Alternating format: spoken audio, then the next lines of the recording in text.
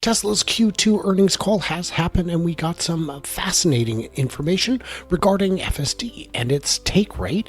Not only is it much higher among people who've tried it out, 25% increase, but we also learned that half of the people who have eligible vehicles have never even used it. How can we fix this? Can we fix it? Is it even worth trying? Well, of course it is. But how? So we're going to have a quick chat with my buddy Herbert from Brighter. He's joining us today. We're going to see if we can get to the heart of it and figure out what to do. I'm Brian. Welcome to Futuraza. So Herbert, you heard the call. Give us a quick summary of what you heard, and then we'll break it down and figure out what we need to do. Yeah. I heard a lot of people say that they came away with very negative opinion of what's happened, right? It was a somber call. Some reason Elon was very down. He was saying some breakthrough things, and then he was saying it in a very negative way. There was a lot of things that was sandbag, pushback. Optimus is only 1 million per year by 2030. There are only going to be prototypes this year and mass scale next year. The more affordable vehicle is now pushed back to Q4. But for me, the most important thing that I heard at that call as a Tesla investor is the progress of robotaxi. And for that, I think that they knocked it out of the park, literally, right? They confirmed that they're going to increase the geography in Austin in 2 weeks. He mentioned, Ashok Kelaswamy mentioned that it's going to be 10x the size in Austin. And probably the most important statement of the entire call for me, again, I know other people are saying something different, was when he said that the refinement that they had to do for robotaxi, that they had to first validate in Austin, is something that's transferable, and that it will allow them to scale in other cities, meaning to say that they don't have to copy what they did in Austin in every city that they expand to. They don't have to keep doing these validation trials. That will allow them to scale really, really quickly.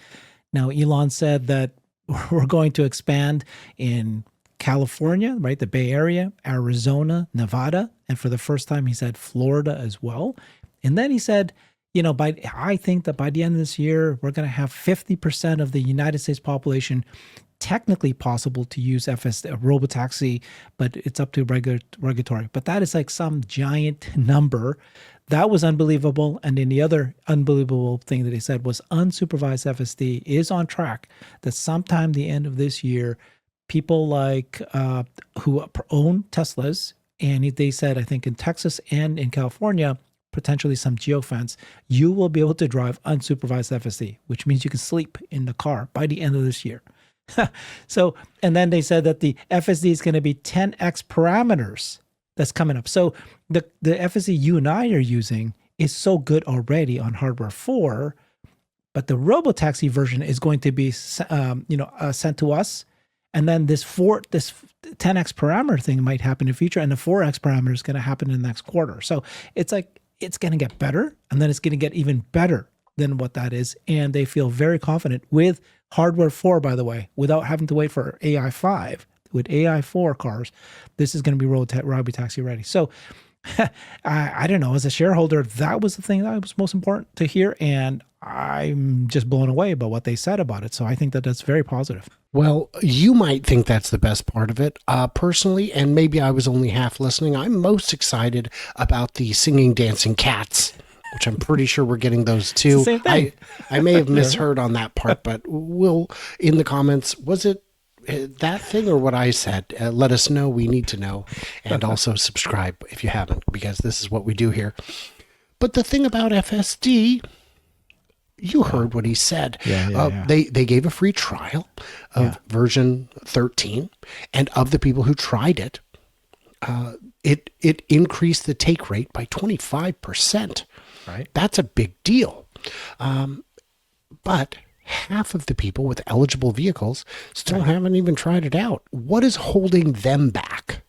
So I can just tell you some experience of my own with my family, right? I went to lunch, had my brother, my cousins there. They both have Teslas. They both have tried FSD. And I drove, this was like 5 months ago. I drove from Seattle to Vancouver. My wife and I, we were blown away that it drove us all the way there, all around Vancouver, no problem. And in the conversation, they said, oh yeah, no, we've got Teslas and we have FSD and it doesn't work. And I'm like, I'm sorry, when did you try it out? Because they were given that free trial. And I think it was too early for many people where it still wasn't working perfect. I said, you need to try it now. And you need to have a hardware 4. If you have a hardware 4, try it. If you don't have a hardware 4, don't bother trying it. So I think that if for anybody who has a hardware 4 and they need to just forget about what their past experience is, but if you try it now, I think that we're there. And so you heard Tesla today, this and the earnings call, say that they're going to now start to educate people because it is time. This version of FSD is so good that you are confident that if you now try to get as many people to even test it out, they said something like, yeah, we're going to try to do things like if somebody gets in their car and they're about to make one trip somewhere, it should pop up and say, give you the ability to test out FSD for this trip. You want to try it, just this one trip. That's how you slowly get people. You need to be more of this, like get in front of people. But I'm glad that they didn't push it as hard as we thought that they should be doing it months ago, even just a few months ago. They should do that now. So am I worried that only 50% of people have tried it? A little bit, but I'm also like glad that it's not the case. Now, in the next 6 months, a year, that's when I'd be shocked if more than 50% have not tried it. And I think it's just getting them comfortable with my brother. He wouldn't try it. His wife was very excited to try it. My wife will only drive in FSD. She spent years not driving after lockdown. She didn't need to. She didn't want to. And then her battery died. And so she's like, But now she's driving again, which is great. My buddy Wayne, who is older than my brother, loved it. He's the one who drove me down to pick up the car last month ago, and he loved it. He is raving about it. And one thing I found is that the people who have tried it can't stop talking about it. And that's going to help. What can I do? I mean, I'm giving a presentation this week in San Mateo. I'm hosting a panel. The topic is robotaxi and cybercab, but I'm absolutely going to take a pivot because almost everyone in that crowd has a Tesla, and statistically half of them haven't tried FSD. Yeah. So that's one thing I'm going to do. What can all of us do? What can I do? What can all of us do? Well, I know you have a good solution. Well, your solution makes sense, which is you summon as much as possible. So if you're in a parking lot, summon your car from the parking spot to your car, because that's when you have the most amount of people walking around the parking lot, and then they do the double turn, right? They go, whoa, who's driving this? That's when they'll notice it, right? Because if you're driving in a normal highway or some sort of city street, you're still there supervised. So nobody knows that you don't have your hands touching the wheel, right? You can be underneath, right? You don't have to have it in front. So when it's done that way, people are like realizing what's going on. What is this? My own wife, every time I summit from the car, she is still blown away by this feature. And she just shakes her head going, why don't people realize, why aren't they buying more of this if they don't realize this car can just do that? Taken from a parking lot, drive itself to you. I think that's the easiest way to to get people to be aware of it. Other things to do is you're driving people and you have passengers. You did a great job, right? Which is with your friend. You guys drove from your house to mine. It was a 2-hour drive. We went out for dinner, and that guy, he's an EV enthusiast, but never really knows a lot about Tesla. And you let him drive your car or let him experience FSD. And that's like he himself was sitting there and he himself saw it, right? That's the best experience. Let people test it out.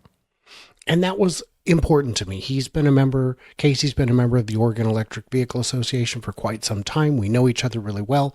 He drives a Kia EV6, got a great lease deal on it. Needed it because it has power share, and he's an electrician, so he needs to be able to do demonstrations for clients and whatnot. And for him, he had no idea. He said, well, I've got highway lane keeping. I'm like, that's I know I've met a lot of people who say, "Oh yeah, my car does that too," and I say, "No, it doesn't. It doesn't." And for him, as you'll recall from our conversation, the thing that impressed him wasn't that it drove us 100 miles up the highway. It's that it got bumper to bumper. The highway was closed for construction. We were diverted onto side streets, and he still didn't have to do anything. It just handled the most stressful, tedious part of the drive like it was nothing. And that's wonderful. In the comments, I would like to know what you guys think we could do to get more people, both outside of the Tesla world, but also owners, to actually try this out. Well, what should Tesla do, right? So I saw a comment saying, "What are you doing, Tesla? You doofus, whatever.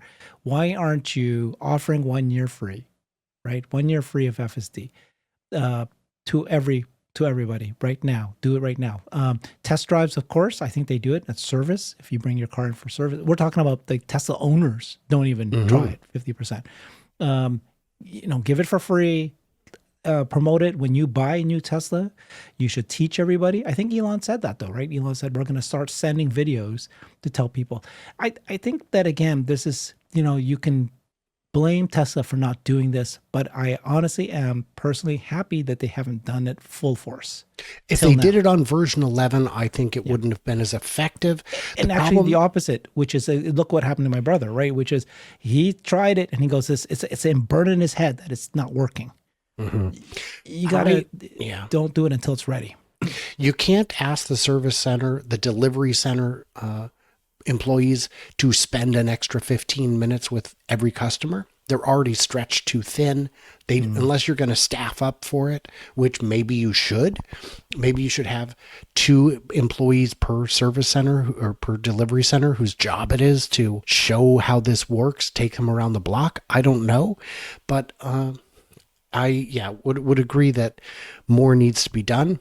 There is that wonderful video that we've seen for the competition where it's a hospital worker who falls asleep on the way home and the car saves his life.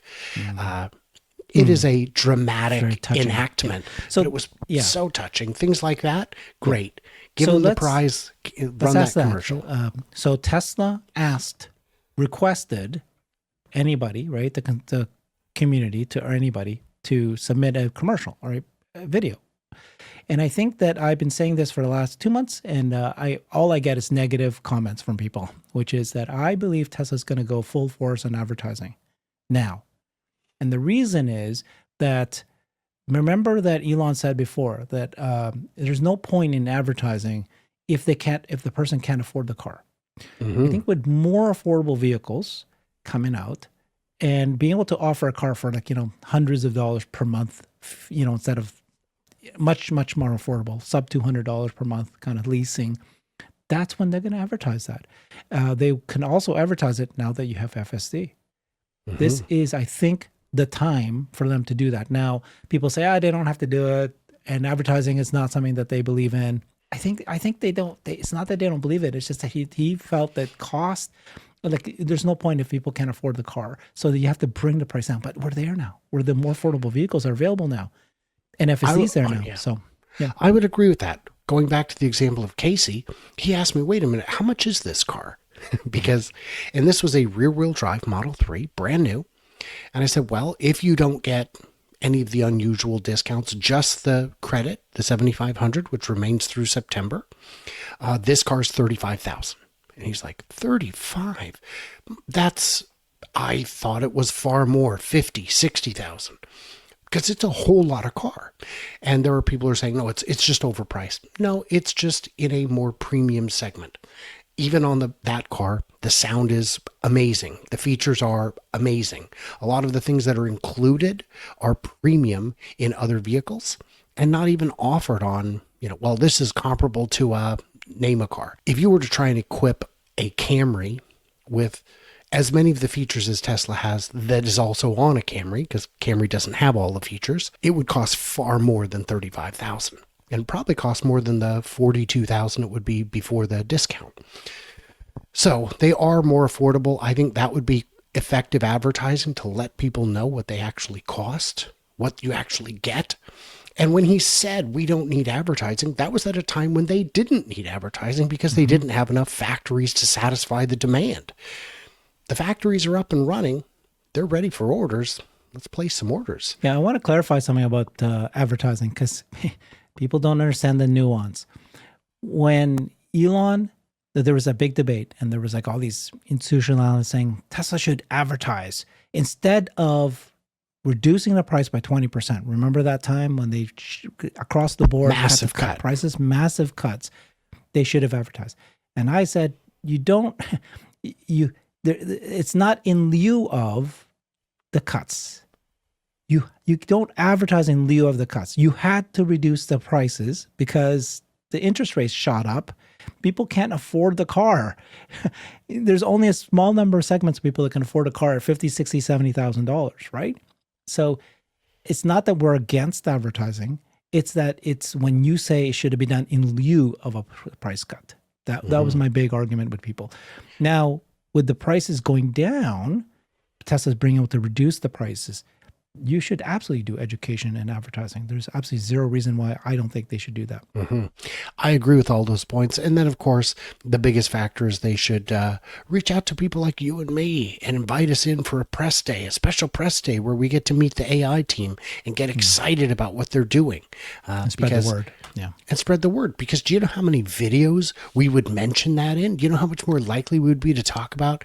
And this isn't a regular day for the regular public because they wouldn't know what they're doing, what they're talking about, what's going on. They wouldn't know the questions to ask, but we would absolutely nerd out on something like that. The other difference between you and me versus a lot of other Tesla influencers or FSD influencers is that you and I have not been promoting FSD for years. We would test it.